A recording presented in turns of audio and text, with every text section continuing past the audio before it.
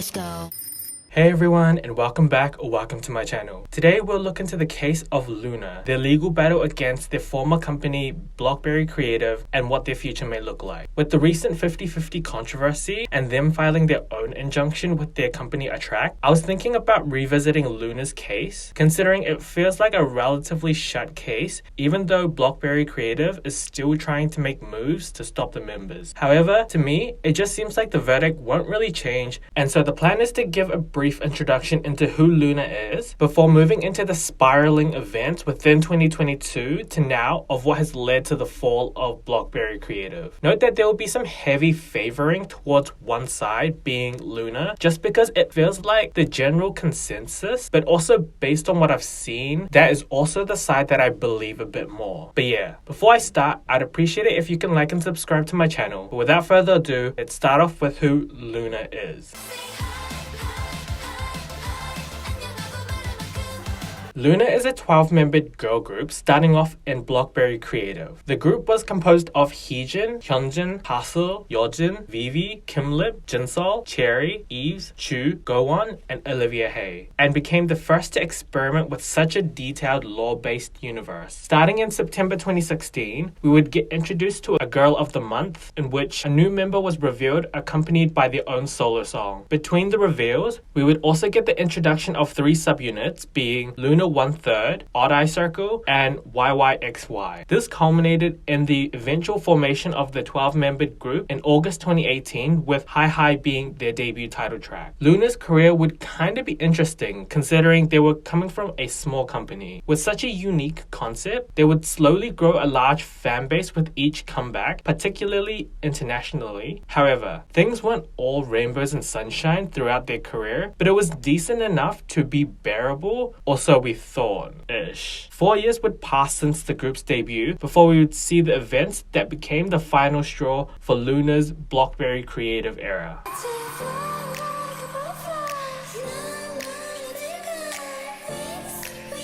Starting off with some side-eye moments that initially were nothing to everyone, but once the first reports came out in March 2022, that's when it was all kind of questionable. February 8, 2022 is when Blockberry Creative would announce that Chu would be sitting out of their upcoming concert due to health concerns. There was no red flags to this, as despite how unfortunate this might seem, it was kind of the norm within the industry to have idols sitting out due to this reason. This announcement was met with support from Orbits, who wished her a speedy recovery. What backed up this idea of nothing to worry about was the fact that a few weeks later is when Loona would be announced to be a participant of Queendom Season 2. Once again, cool vibes and a good opportunity for Loona to garner and solidify a domestic fan base. However, these events would then look a bit different when it was reported on March 29th that Chu had filed a lawsuit to suspend her contract in December 2021. This framed the whole sitting out of the concert in a new light, as it seemed like maybe they didn't have that control over Chu anymore. The future of Chu was also in question, as Loona was still growing during this time, and so the departure of Chu, considering she was one of the more well-known members, could be impactful in many ways. However, this was not completely solid and legit, as it was just only reports, and the confirmation of Loona on Queendom Season 2 meant maybe that could be a good indicator as to where Chu stood with Loona. Thus, Chu's appearance on Queendom Season 2 was a short sigh of relief, as Orbits continued to support Loona while keeping an eye out on the potential fallout that may or may not come true from these reports.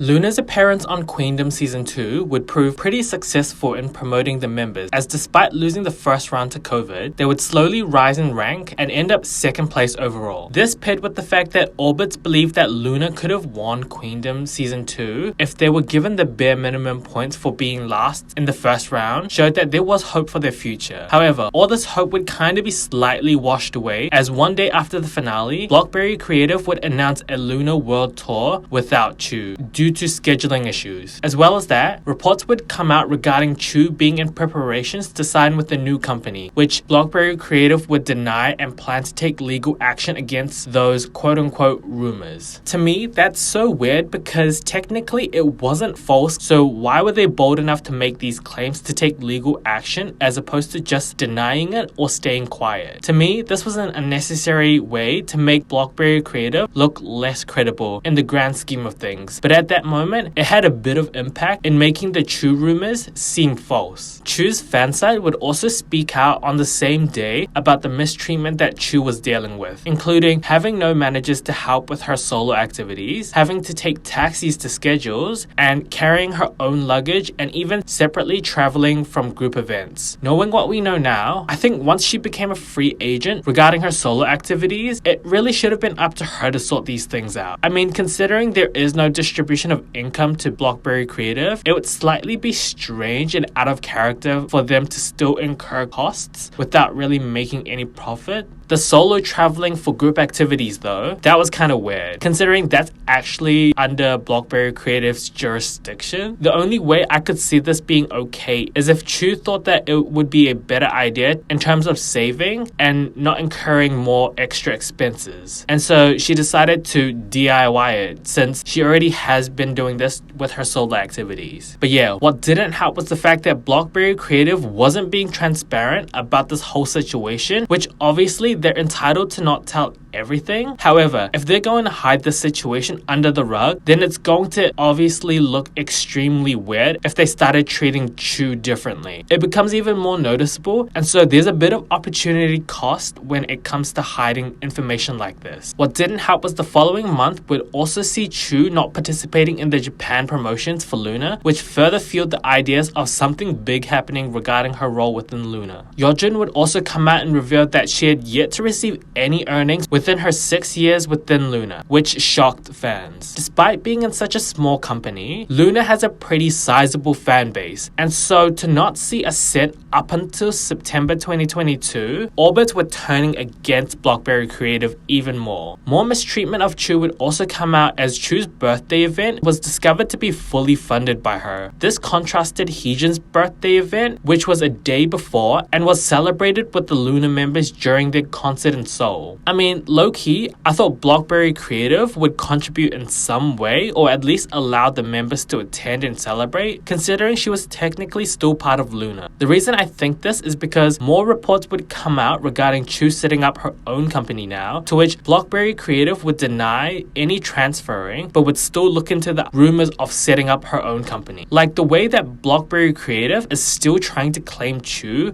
while not really doing anything to actually help her. I mean, there isn't an expectation to do everything, but why do they feel the need to still reap the benefits of Chu's branding while neglecting her in every other aspect? But yeah, this check into these reports would be the final update we would get, as Blockberry Creative would be quiet for a whole month before dropping the infamous bombshell. Let's pump it up.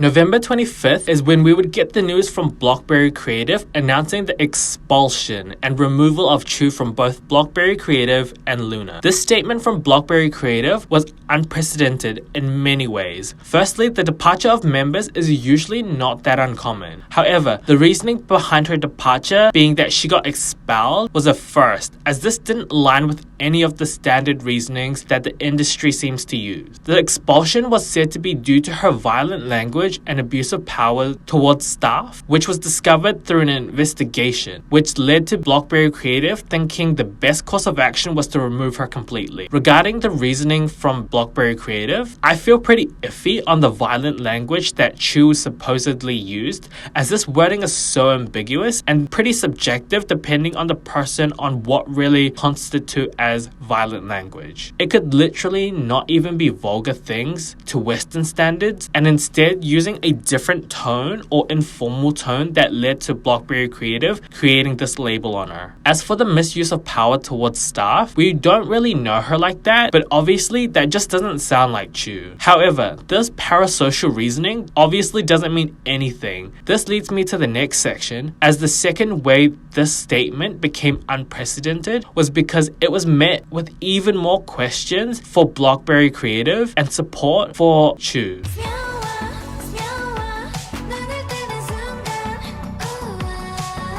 I feel like there was one of two types of reaction when this initial statement came out. Either you wanted to be neutral to make a more informed decision once more information came out, or you supported Chu and were debunking Blockberry Creative's statement. However, there would be a gradual shift in more support towards Chu as writers behind her YouTube series Chu Can Do It spoke up in support of her. Previous staff members, sponsored brands, and many other random people, including idols, would state a very similar experience, and that she would always bring up the energy, and they were confused regarding Blockberry Creative's statement. There is a long list that I could spend the next 5 to 10 minutes reading every single statement in support of her, but I'll just link it in the description if you want to check it out. I mean, the way that Blockberry Creative presented their statement, it seemed like the Loona members were in support of Blockberry Creative in trying to get through this controversy, and yet we also had Hyunjin voice her frustration against Blockberry Creative's decision.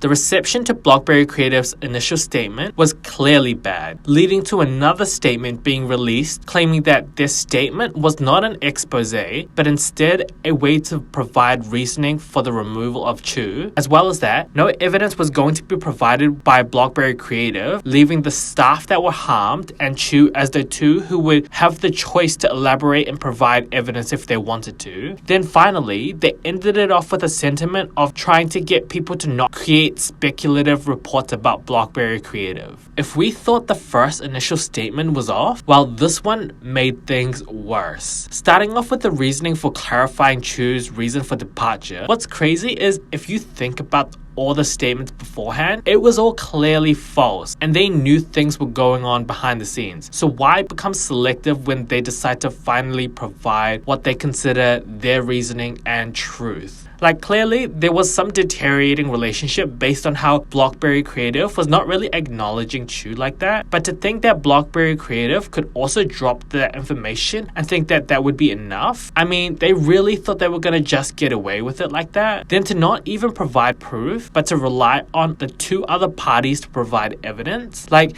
it really shouldn't take much effort if an investigation was already done, and so that means you have all the information on hand. Plus, once again, similar to the whole Sujin situation, how are you gonna prove something that didn't happen? Then, to make things even more complicated, Blockberry Creative hasn't even stated or given any proper examples or scenarios, and thus leaves it all pretty ambiguous, so you don't even know what they were referring to, or even if it was just a misinterpretation. And then to conclude with such a laughable remark, they're literally trying to prevent what they're doing to Chu at that time. By providing no evidence, Blockberry Creative's statement are also speculative reports. The following day, from the second statement, is when Chu spoke out denying Blockberry Creative's statement. And so now we have two different versions of events. So why does Blockberry Creative think we have to instinctively believe them if they have not been able to prove their credibility in any ways? Whereas Chu has gotten a lot more support from external staff that doesn't completely rule her from being guilty, but it verifies a very different narrative that Blockberry Creative was trying to create. I mean, to add to the whole external staff supporting Chu, we would also see reports on the same day as the second statement that 9 members, excluding Hyunjin and Vivi, filed an injunction to suspend their contracts due to broken trust to a point where it would be difficult to continue activities. Blockberry Creative would deny these claims, which, knowing what we know now, lies once again, which is why it's so hard to believe what Blockberry Creative even says.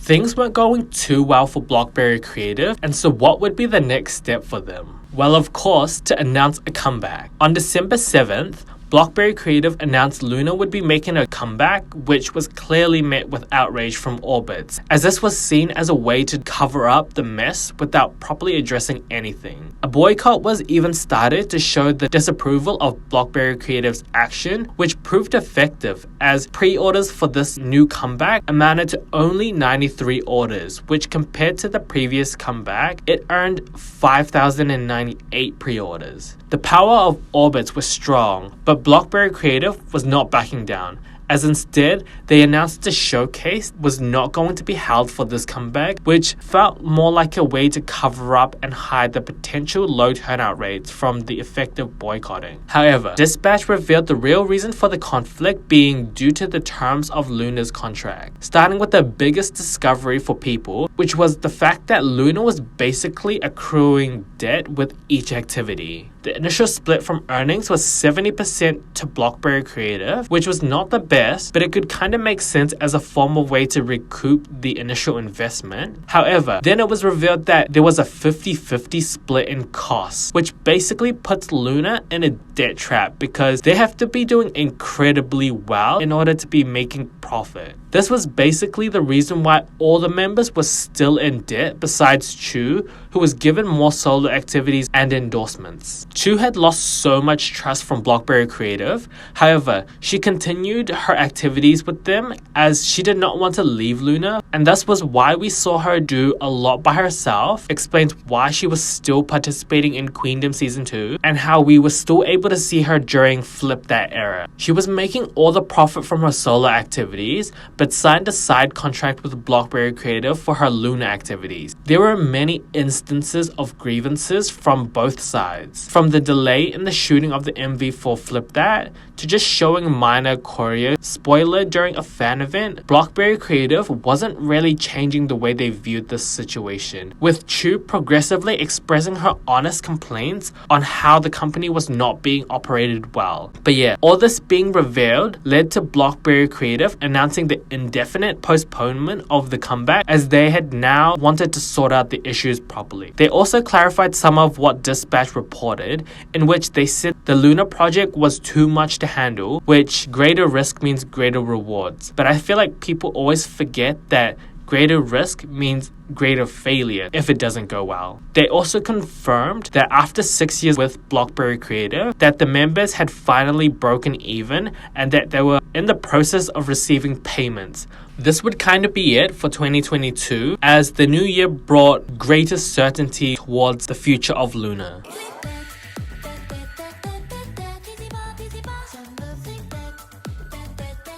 2023 would kind of see the same trajectory, in which Chu would continue to thrive while we would continue to see the downfall of Blockberry Creative. Starting the new year, Blockberry Creative would announce that the Japan concert that was initially slated for October 1st before being postponed was now going ahead, but subject to performer changes. This announcement would make a bit of sense, as a day later, the results of the first injunction had come out, with 4 of them being Heejin, Kimlip, Jinsol, and Cherry winning and terminating their contracts with Blockberry Creative. It was said that the 4 that won the injunction had the initial contract terms stated by Dispatch, which was seen as unfair compared to the other 5, who had gotten some adjustment within their contract terms in 2021 that made it relatively fairer to carry out. Blockberry Creative would respond to this news by stating they were looking into it, which obviously another lie. I mean, considering Loona is their only group, they also made the statement about the performers being subject to change, and that they're basically involved in this injunction as the other party clearly would have known about the outcome. Blockberry Creative would continue to suppress the members, with Olivia Hay stepping down from the VR survival show Girls Reverse. The reason I say Blockberry Creative was trying to continue to suppress was because in winning her injunction, Blockberry Creative no longer had control over Heejin, and this may explain why why she was able to continue and eventually debut in this VR girl group. Blockberry Creative was also found to have filed a petition to suspend Chu's entertainment activities in December 2022. It was noted that with the results of the first injunction, they would also now plan to file another one for the other 4 that had left Blockberry Creative. News of a new contender, being the Japanese label of Universal Japan, was seeking to acquire the exclusive management rights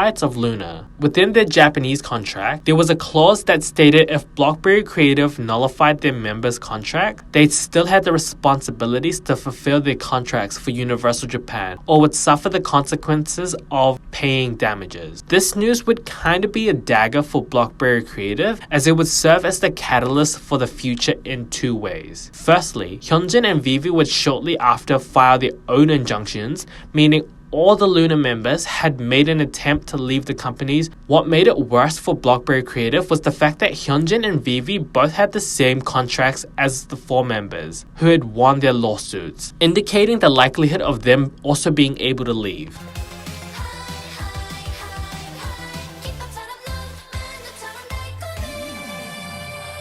The future was uncertain for Loona, considering this was the first of its kind where it wasn't really going the way that it usually went. I mean, March started the gradual rebirth of Loona as the initial 4 of Heejin, Kimlip, Jinsol, and Cherry signed with Modhaus to form Artemis. Firstly, being named after the goddess of the moon in Greek mythology, there is clearly a linkage between Artemis's name and Loona. The CEO of Modhaus was also a well-known collaborator for Loona, and thus there is another clear link to the hopes of Loona reuniting. Chu would also announce her signing with ATRP. Then we would see the next 2 members to be freed from Blockberry Creative, as Hyunjin and Vivi would also win their lawsuit in May and then sign with CDT E&M, whose founder was a previous director of Blockberry Creative's planning division. That same June month of seeing Hyunjin and Vivi sign with a new company, Modhaus was able to secure the trademark of the English spelling to Odd Eye Circle. Then the Seoul courts would rule in favor of the remaining 5 members, meaning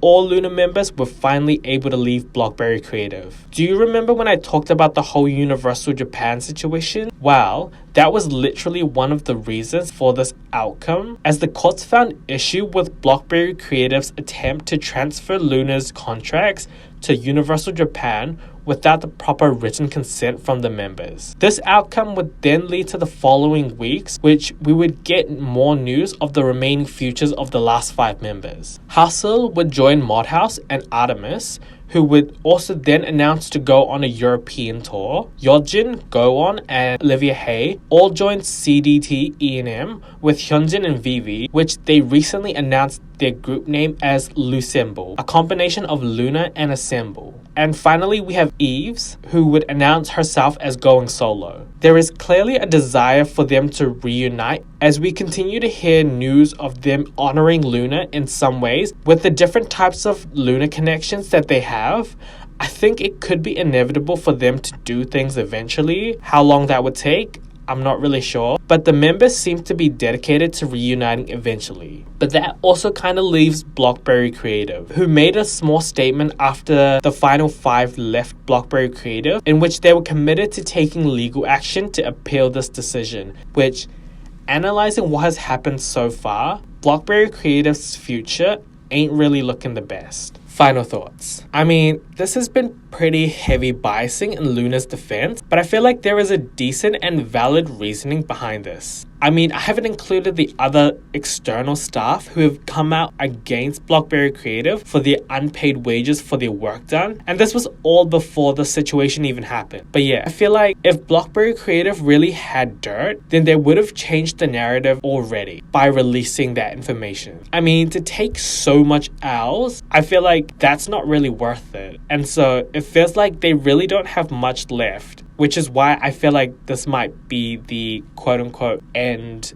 and there won't be much change happening. But yeah, that's it for the video. Thanks for watching, and let me know your thoughts on the whole Loona situation, thoughts on Blockberry Creative, and what you think the future might entail for all those impacted, especially the Loona members. My next video has not been decided just yet. I mean, the natural progression is to do a video on the 50-50 situation, but at the same time, I feel like there's way more things that are going to come out, so I do want to wait until I get all the information or till I feel like there will be a definite conclusion-ish. But yeah, this will probably mean another fortnightly wait before the next video, so please like and subscribe to keep up to date, and I'll see you in the next video. Bye!